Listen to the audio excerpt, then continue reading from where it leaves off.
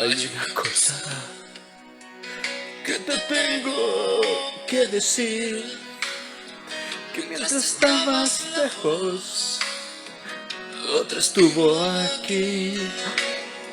Todo pasó tan rápido que ni cuenta me di, que caí en sus brazos y de ahí no me fui. Oye, no te puedo mentir, lo quiero demasiado, difícil de esconder. Oye, esto es un temón. Cuando usted tenía su edad, se escuchaba esta cuestión. Y Enrique Iglesias de fondo decía, así como los que se han ido del canal de YouTube. No, no se han ido a nadie. Pero están todos ahí. Mira, mira, mira, mira. No llores por mí, deja que me vaya sin verte sufrir, sin verte sufrir. No llores por mí. ¿Qué tal, chicos? Gusto poder saludarlos el día de hoy. Así es, chicos. No lloren por mí porque ya estoy de regreso. Oye, nos costó un poco tarde el día de hoy. Estamos saliendo en vivo y en directo 1 de octubre para todo el mundo y el universo 7 en su totalidad. Mi nombre es Salvador Álvarez, soy el loco profe de historia. Comenzamos porque hoy empezamos con la unidad número 3, civilizaciones mesoamericanas del cuarto año básico, con micrófono nuevo, con canciones románticas y con YouTube, que lo más probable es que la va a bloquear. Comenzamos.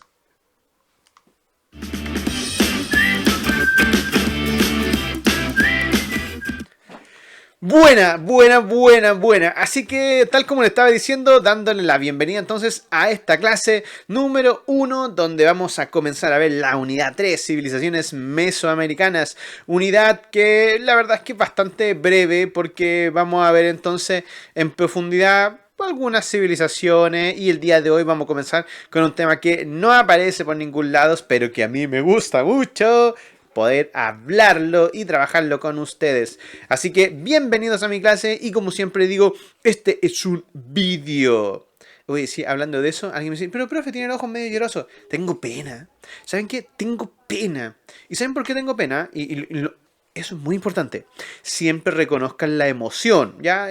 A lo mejor no de dónde o el por qué la tienen, ¿ya? A veces uno dice, ¿qué te pasa? No sé, ya, ok, está bien. Pero lo que no puedes decir es no saber lo que te pasa. Yo tengo pena. Y me da pena por el ministro, ya por el ministro de Educación, Raúl Figueroa. El día de hoy, ayer hizo un llamado, el 30 de septiembre, donde iban a volver a clases los niños en Pirque. Y hoy volvieron a clase y no apareció ninguno. Y eso habla de la emocionalidad, chicos. Habla sobre las emociones que nosotros tenemos frente a la pandemia. Yo siempre he dicho, no le tengan miedo a la pandemia. Eso es lo primero. Pero sí hay que tener respeto. Entonces, frente a que todavía no están las medidas, o en este caso no están las condiciones dadas, es obvio que los padres, porque son los padres finalmente quien toma la decisión, no van a enviar los niños a clases. ¿Bien? Yo lo lamento por los asesores e incluso por el mismo ministro, que están porfiados en ese sentido. Entonces, en vez de poner más bien la ficha en, oye, ¿cómo mejoramos ya las condiciones de aquí a final de año en cuanto a las clases a distancia para todos los niños? Y que finalmente todos tengan sus clases y que estén acompañados con los profesores, como yo por lo menos trato de hacerlo, acompañándolos a ustedes a través de esto, de esta pantallita, de este video, ya sea a través del Classroom o también entonces a través de lo que es el canal de YouTube, ¿bien? Así que a los asesores del ministro, por favor, no nos hagan pasar más pena. Yo me pongo los zapatos de ese hombre y yo llegaría a mi casa hoy día súper triste, diciendo, pucha, manso esfuerzo que hicimos y finalmente no llegó nadie. Sé lo que se siente eso, pero la verdad es que es lamentable. Hay asesores que les pagan buenas luquitas para eso, así que chicos, yo sé que ustedes también tienen esas sensaciones de querer, en este caso, volver a clase, estar con los compañeros, y lo vamos a hacer cuando finalmente sepamos que es seguro para todos, ¿bien? Y no me refiero solamente al tema del virus, sino que también tiene que ver desde el punto de vista desde lo emocional. Eso también es sumamente importante, chicos, ¿bien? Así que vamos a comenzar con la primera clase. Reconocer emociones, eso es lo primero. ¿Qué emoción tienes tú el día de hoy? Ah, hoy día tengo ansiedad. ¿Por qué? Porque el profe no mandaba la clase. No, hoy día tengo alegría porque el profe mandó clase. Hoy día tengo rabia porque mandó clase. Ya. ¿Qué emoción te da el mis clases? Es interesante, podríamos dejarlo en los comentarios. A ver, ¿qué emociones, qué cosa te pasa a ti desde tus emociones cuando tú ves las clases? Déjamelo en Classroom en los comentarios, sería interesante para mí saberlo. Y luego también en YouTube, si estás viendo esto de YouTube, déjame ahí abajito. No, me da, por ejemplo, alegría, simpatía, me da tristeza, me da que da lo mismo. Reconocer emociones. Ese va a ser el primer ejercicio que vamos a hacer entonces desde esta unidad en adelante. Bien, reconocer emociones. ¿Qué emoción te genera? No, me genera alegría. Es buena onda el profe. Más encima tiene el micrófono nuevo y es torpe, entonces es gracioso verlo. Oye, YouTube va a bloquear la canción de Enrique Iglesias. Es un placer culpable, lo voy a decir. Enrique Iglesias es un placer culpable. A mí cuando yo era muy joven me gustaba. Ay, esa cosa de estar enamorado de la vida. @0 recargado en Instagram para que me sigan. Profe-Álvaro en el canal de Twitch. Y entonces en el logo Profe de Historia en el canal de YouTube. Vamos ahora al objetivo de la clase. Ya dijimos cuál era el título, ¿cierto? Ahí está, miren, poblamiento americano y periodos culturales americanos. Poblamiento americano y culturales. Qué estupidez, ya redundancia, pero ok, se entiende. Bien, no lo voy a arreglar porque en realidad con esto está muy lejos. Vamos a identificar las teorías de poblamiento americano y la característica de los Olmeca. Pero mira, ¿qué me mete los Olmeca aquí? Sí, es que... ¿Saben por qué? Periodos. Es que yo de hecho hoy día iba a hablar de... por eso me costó tanto hacer esta clase. Porque dije, voy a empezar a hablar de las civilizaciones madre, voy a hablar de los Olmecas. Y la verdad las cosas es que después como que estaba haciendo la presentación y dije, no, no, ¿por qué vamos a hablar entonces de los Olmeca si finalmente ni siquiera hemos hablado cómo el ser humano llega a América? Yo sé que en el currículum ministerial esto no está, se ve un poco en séptimo, pero a mí me gusta hacer cosas raras, ¿bien? Así que, por eso que de la página de tu libro no está, no está esto, ¿bien?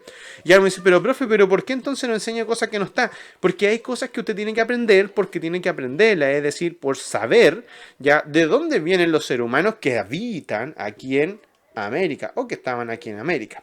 Entonces, ¿qué habíamos visto en la clase anterior? Recuerda que si estás viendo esto desde el canal de YouTube, arriba está apareciendo entonces la clase anterior. ¿Ya? Y que era un cierre de unidad donde ya habíamos visto el tema de los recursos naturales de América, y ahí si se fijan cada uno de los recursos que está alrededor de nuestro continente y que se ocupan en la actualidad. Y además de eso habíamos visto el tema del desarrollo sustentable o desarrollo sostenible. Y que acá en Pichilemu está horrible la cosa. De hecho, cerca de mi casa hay un micro basural y que incluso debería ser un punto de reciclaje, un centro de reciclaje. No entiendo, de verdad que no entiendo qué pasa aquí en Pichilemu, ¿bien? Pero eso no es tema del día de hoy.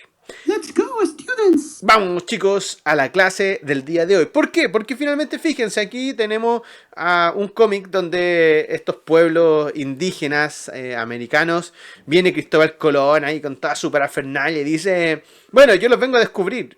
El 12 de octubre no se descubre América. Es decir, se produce un encuentro de dos mundos y después le cambiaron el nombre, pero no se descubre en descubrimiento América. América, ¿por qué se descubrió? De hecho, si ya habían personas humanas viviendo en América. Entonces por eso dice que se llama Colón y que viene a descubrirlos. O sea, ellos, los americanos acá, estaban felices en su continente. ¿Bien? Vamos a ver después más adelante eso. Entonces, la gran pregunta es, bueno, si ya habían seres humanos cuando Cristóbal Colón llega acá y finalmente se produce este encuentro entre el mundo europeo y el mundo americano, ¿dónde finalmente aparecen estos seres humanos? Acá. Es decir, con lo que es el hombre propiamente tal. Porque si se fijan, en el sector verde de este planisferio, este es un croquis, ya recuerden que yo le he dicho que un mono es un mono, entonces es un croquis, es un dibujo, ya, y en ese dibujo todo lo verde es donde no hay seres humanos, es decir, el ser humano ya aproximadamente hace 2 millones de años se origina en África, ya, y aproximadamente entonces va a ir desde África, fíjense, va a ir poblando, entonces después de África va a dar el salto, va a llegar al Asia, luego va a llegar a Europa, y posteriormente entonces desde Europa y Asia, uno va a decir, bueno, ¿qué pasa? O sea, estamos hablando de que hace 300.000 años el ser humano ya entonces poblaba esos continentes, pero ya hace 10.000 años atrás poblaba todo el planeta. Entonces la gran pregunta es, entonces el poblamiento americano no es de tanta data, es más bien como... Y esos seres humanos, entonces, son los que finalmente nosotros vamos a ver que van a cruzar desde el sector de Asia hacia el sector de Norteamérica buscando estos mamuts, estos grandes animales. Y que, claro, no era para hacerles cariño o devolverle el favor por haber llevado a bodoque, sino que finalmente era para cazarlos y comérselos. Entonces ahí hablamos donde aparece en esta primera película que estamos viendo, La Era del Hielo, todo lo que es este puente que se hizo en el estrecho de Bering, es decir, en Norteamérica, y que entonces va a hacer que muchos humanos van a cruzar buscando entonces a estos animalitos que también andaban buscando mejores tierras para poder vivir, ¿ya? Pero también se va a dar otra teoría, que es la teoría en este caso polinésica, donde finalmente vamos a decir que en botes, ya humanos desde las Oceanía, van a cruzar ya pues, a través del Océano Pacífico, saltando de islas en islas, hasta llegar entonces al sector de América del Sur. Y también hay otra teoría, que es la teoría de la Antártica, donde finalmente en esta misma época que hay hielos en el norte, porque está todo congelado el planeta, y hay hielos en el sur, ya entonces hay un puente entre Antártica, ya Australia y América del Sur, y entonces van a entrar estos humanos ya también por el sur. Bien, es decir, nosotros cuando hablamos de la teoría de poblamiento no hablamos solamente de la teoría de una, es decir, hay varias teorías. Donde es más, hay una teoría que es de tipo autóctono, de Florentino Ameglino, que él decía que el ser humano había nacido acá en América, ¿bien? Y la verdad las cosas que ya lo que a nosotros podemos ver respecto a las fuentes es que en América no habían humanos. ¿Ya? Entonces el humano llega a América, entonces allí la teoría autóctona se cae.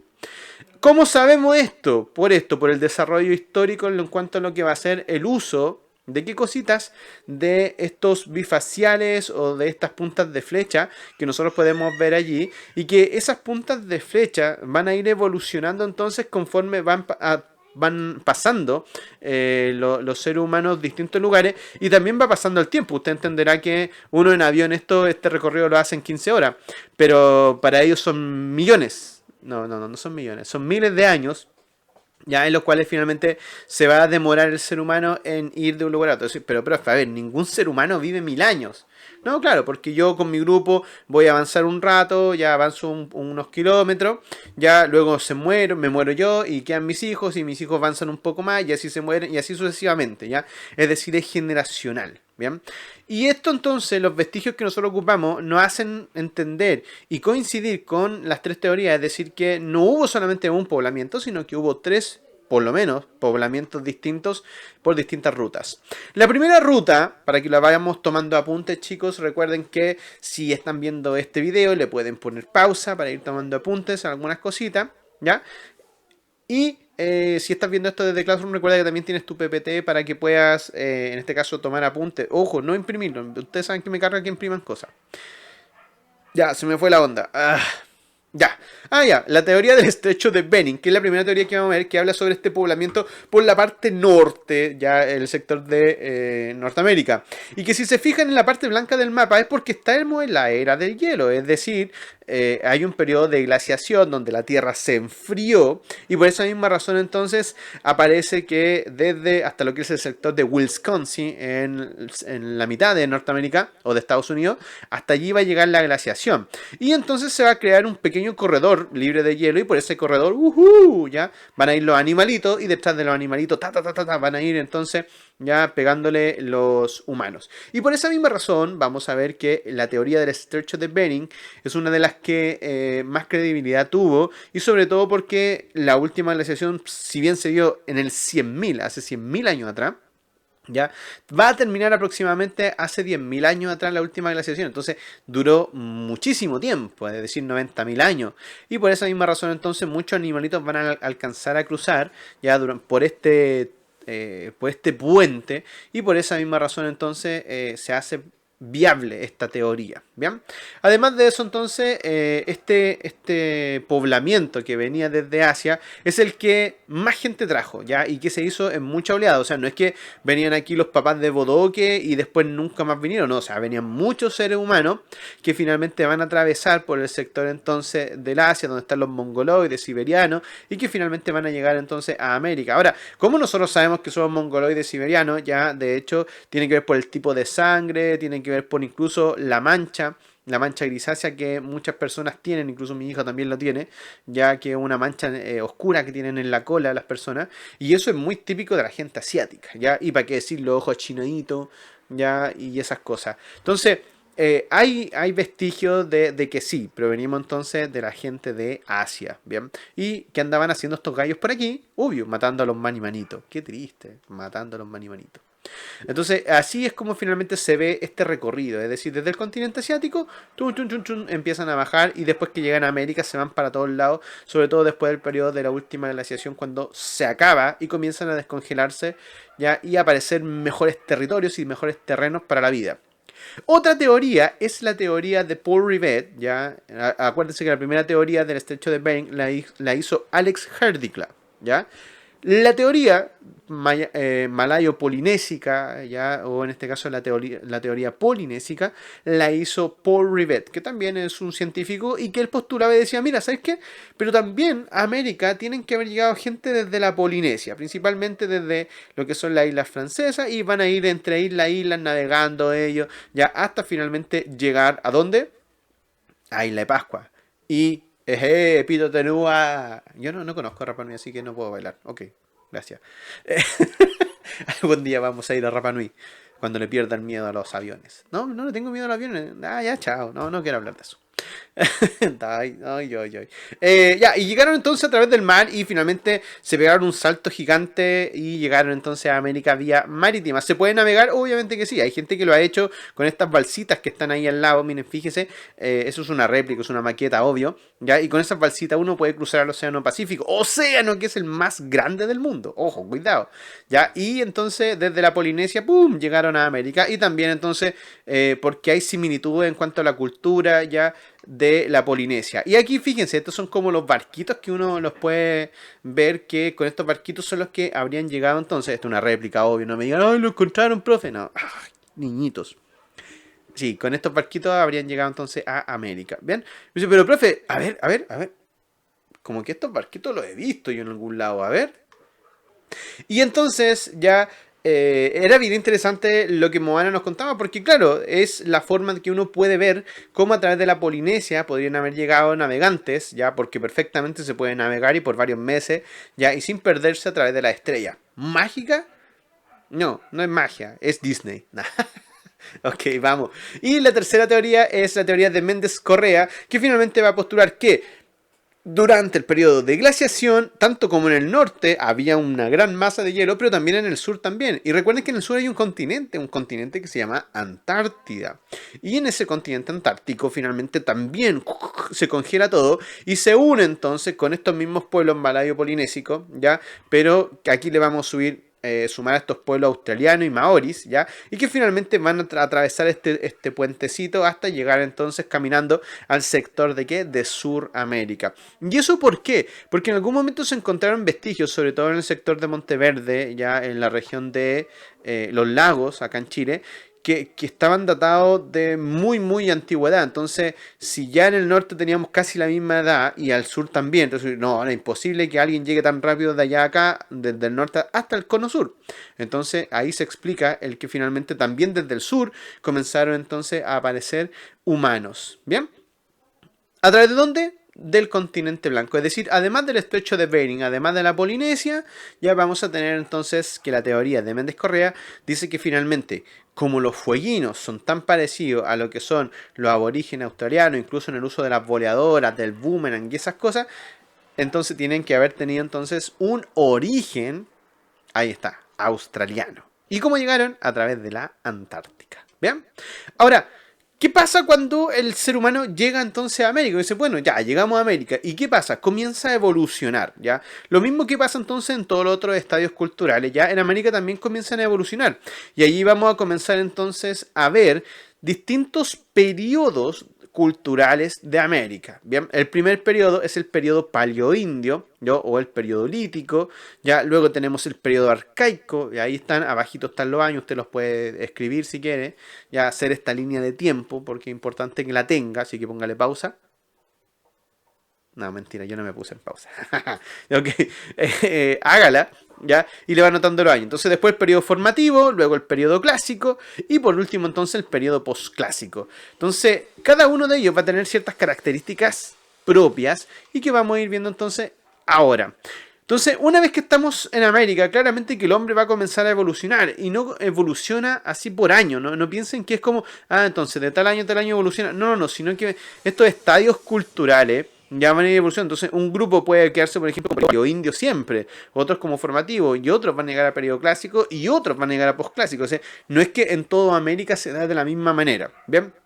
La primera etapa es esta etapa paleoindia, ya donde vamos a ver que la gran mayoría de los pueblos americanos ya están en esta etapa de recién poblando, es decir, están poblando el continente americano por todos lados, ya son cazadores, recolectores y que se organizan en bandas nómades, bien, es decir, lo que nosotros podemos ver literalmente ya como muy, muy, muy prehistórico, es decir, bandas nómades, cazadores, recolectoras que andan por ahí dando jugo. Eso es el periodo paleoindio. Luego vamos a ver este periodo arcaico, ya en donde las condiciones climáticas es obvio que van a cambiar porque se produce el cambio climático. Cambio climático que aproximadamente entre el 7000 y el 3000 antes de Cristo, ahí más o menos se produce entonces, en estos 4000 años se produce el cambio climático. En aproximadamente 2000, 3000 años, no en 200 años como lo hicimos ahora por culpa de Donald Trump. Ya, ya, no sé, Trump, ya, sí, también, ya, ok, Donald Trump.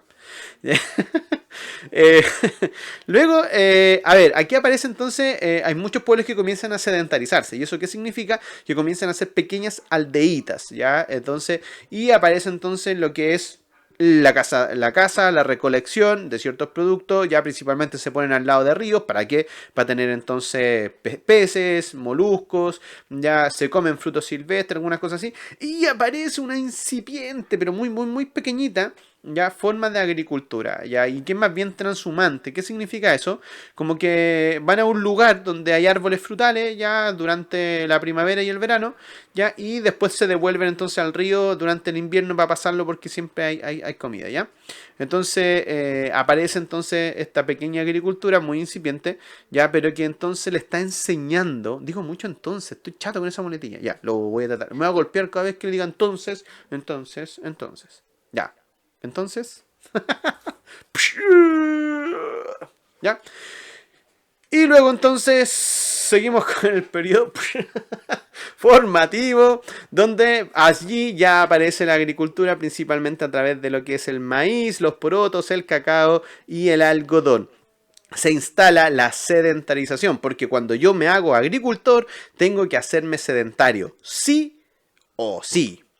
Y luego vamos a ver que van a aparecer entonces estas primeras aldeas agrícolas, con eso se va a rudimentar mejor la piedra, es decir, ya no va a ser tan tosca, sino que va a tener mejores herramientas y a partir de eso entonces aparece el tejido, aparece la cerámica y como tienen más tiempo, obviamente que entonces van a ser mejores herramientas, ¿bien? Y entonces aparece la etapa clásica que va a ser entre el 750 y el año 1250, que vamos a ver ya la próxima semana con la aparición de los olmecas. Y esto es porque es un periodo cultural que no todos los pueblos de América lo van a alcanzar. Es decir, la gran mayoría se van a quedar en esa etapa, que es la etapa entonces que acabamos de ver que es el formativo. Es decir, donde tenemos aldeas que se dedican a la agricultura, perfecto, y que tienen entonces alguna herramienta y todo lo demás. Pero no alcanzan finalmente a una etapa clásica donde hay un desarrollo urbano, donde hay un desarrollo cultural mayor, donde ya aparece un centro cívico, un centro religioso, una plaza de armas, donde la agricultura se hace extensiva y finalmente entonces hay división del trabajo. ¿Ya? Y eso lo va a alcanzar a hacer las civilizaciones madres, la cual nosotros conocemos como los olmecas, y es lo que vamos a ver entonces en la próxima clase. Bien, y por último vamos a ver entonces la época postclásica, donde aquí ya vamos a ver el periodo que se va a dar entre el año 1250 en adelante, hasta que llegan los españoles y lo echan todo a perder, gracias. Y entonces... ¿Ya? Y entonces... vamos a ver cómo nacen los estados burocráticos expansionistas y vamos a ver los imperios. ¿Qué imperios? El imperio inca y el imperio azteca. Bien, allí es un poco cómo terminan ¡Ay, casi! ¿Cómo termina este estudio que estamos haciendo de los periodos de la historia americana? Para terminar, vamos a hacer las siguientes actividades y las siguientes preguntas en tu cuaderno. Bien, yo sé que a lo mejor me dice, pero profe, ¿por qué se ríe? Es que estoy tratando de evitar la palabra prohibida que me sale. Así como que, ¡ay! Ok. Vamos, primera pregunta. ¿Cuáles son las principales teorías de poblamiento americano? Vimos 3, ¿ok? Le responden las 3. Segundo, ¿qué teoría representa Moana? Yo solo quiero decir de nada. Ahí está.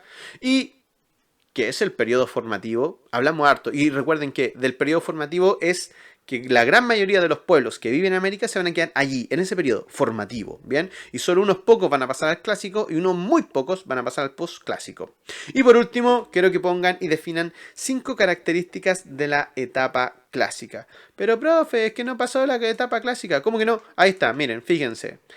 Estadio cultural, ya donde entonces se va a alcanzar solo en algunas regiones, por ejemplo, el Mesoamérica y en el sector de los Andes, donde vamos a tener Chavín de Huantar y los Olmeca, próxima clase, vamos ahí, spoiler, ya que tiene que ver con patrones urbanos, con actos cívicos, con religiosos, con lo que va a ser división del trabajo, con excedentes, con la agricultura, bien, fíjense, el desarrollo de la cerámica, de la industria, ¿sí? En este caso la industria textil, bien, la metalurgia, etcétera, etcétera, etcétera. Es decir, hay hartas características que nosotros podemos ver del periodo entonces clásico. Bien, chicos, así que eso ha sido la clase del día de hoy. Muchísimas gracias por haber visto esta clase bastante rara, bien, pero la verdad es que yo me entretuve harto haciéndola y espero que ustedes también se detengan. Yo no edito los videos porque siempre he dicho, o sea, esto es como las clases normales, ¿ya? Y quienes conocen mis clases y quienes han estado en clase conmigo, es como que el profe siempre es así, sí, el profe es así, por eso se llama el loco profe de historia en el canal de YouTube. Así que eso es la clase del día de hoy, donde hemos hablado del poblamiento americano y los periodos culturales vividos en América. Bien, mi nombre es Álvaro Álvarez, soy el loco profe de historia, @0 recargado, profe-álvaro en el canal de Twitch, para que me puedan seguir. Si estás viendo esto desde YouTube, muchísimas gracias por haberlo visto. Recuerda darle un like, compartir, suscribir y poner entonces tus comentarios. Qué emoción te genera la clase del tío Álvaro, ¿ya? Y ojalá poder compartirlo para que otros niños puedan ver la clase al igual que tú. Mi nombre es Álvaro Álvarez, el loco profe de historia, estoy aquí para servirle. Muchísimas gracias por haber visto la clase hasta el día de hoy y nos vemos entonces la próxima semana con la unidad 3 y vamos a ir a la clase 2, donde vamos a ver las civilizaciones madres. Ay, pues, creo que se viene bueno. Así que los espero. Que estén muy bien, chicos. Recuerden, hasta la vista, babies. Ah, no le cuenten a nadie que me gustaba Enrique Iglesias. Eso es vergonzoso.